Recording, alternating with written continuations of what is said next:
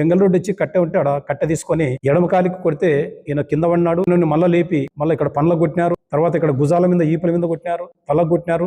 ఇష్టం వచ్చినట్టు కొడుతుంటే ఆయన అరుపులకు కేకలు అరుపులు ఇన్ని పక్కనే కొంత దూరంలో వీళ్ళ ఇల్లు ఉంటే వీళ్ళు భార్య వాళ్ళమ్మ ఇడిపినీక వస్తే కూడా వచ్చేదాన్ని ముసలామ ఎంత వయసు ఉంది మాకు 60 ఏళ్ళ పైన ఉంది మాకు ముసలామ అనకుండా కూడా మరి కాలుతోదాన్ని మళ్ళీ ఆమెను కిందేసి కొట్టి ఆమెను జాకెట్ చింపి తర్వాత వాళ్ళ భార్యని ఎదల మీద చేసి చీర లాగి నిన్ను అంటే బూతుమాటలంగా అంటే లంజాలావు కానీ బూతుమాటలు మాట్లాడే ఆమెను కూడా మరి ఇట్లా ఇంత ఘోరంగా చేసిన వీళ్ళు ఇంత చేస్తే కూడా వాళ్ళు ఏదో కాళ్ళు గడపలు పట్టుకొని ఇడిపించుకొని ఇంట్లో పోయి కూర్చోబెట్టుకున్నారు. సర్లేనైనా కొడితే మళ్ళీ అని చెప్పేసి ఇంట్లో పోయి కూర్చోబెట్టుకున్నారు. మళ్ళీ వెంగళరెడ్డి పోయి పోలీస్ స్టేషన్ పోయి రాత్రి 8:30, 9 గంటలప్పుడు ఆయనే పోయి కొట్టి ఆయనే పోయి వెంగళరెడ్డి పోయి పోలీస్ స్టేషన్లో కంప్లైంట్ ఇచ్చి పోలీసు వాళ్ళని పట్టుకొని వచ్చి మళ్ళీ అక్కడ స్టేషన్లో కూడా మరి మందలించడం జరిగింది.